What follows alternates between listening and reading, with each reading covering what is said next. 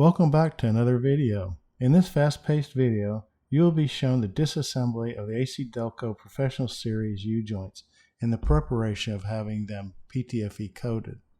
I will then be putting the U-joints back together again and then installing them into the drive shafts.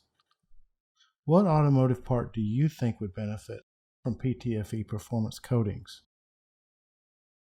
I've been asked many times, is PTFE a Teflon? Well, Teflon is a trademark name for synthetic polymer containing carbon and fluorine. It's also known as, let's see if I can say this right, polytetrafluoroethylene.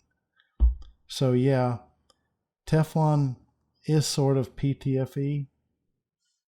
When I first started this process, my thinking was to have the cross sections and the bearing caps, or the insides of the bearing caps, PTFE coated, and that's why you see me taking them to bits.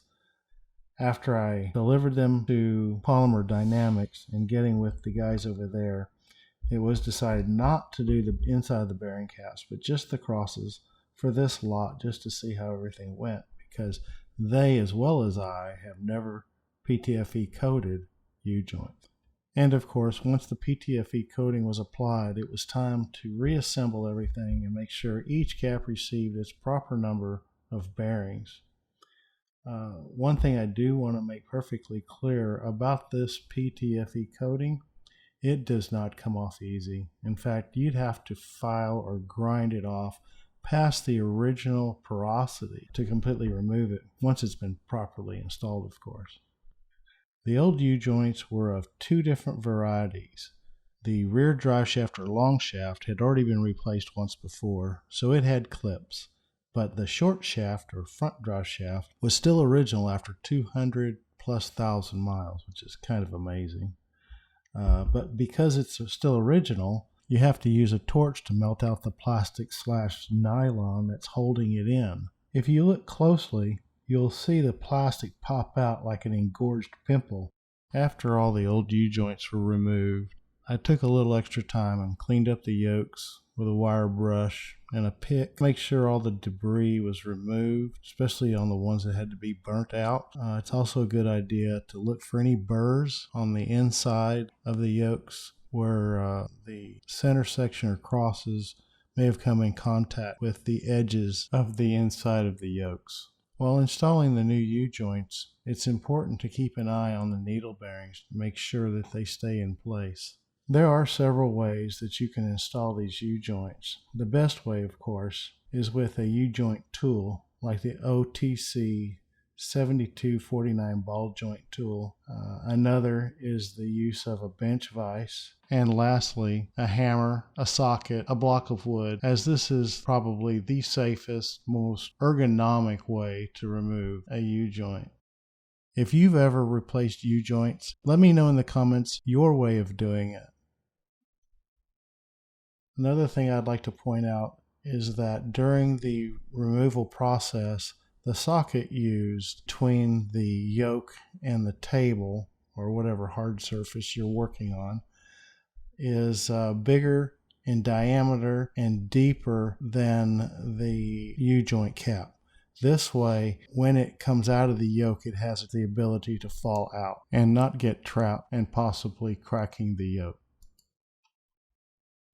The last item I'm going to address is after you've installed the U-joint, check to make sure it moves freely. And you'll see towards the end of the video where I'm tapping it back and forth from one side to the other and just checking and seeing how free the U-joint moves within the cups. It's hard to explain.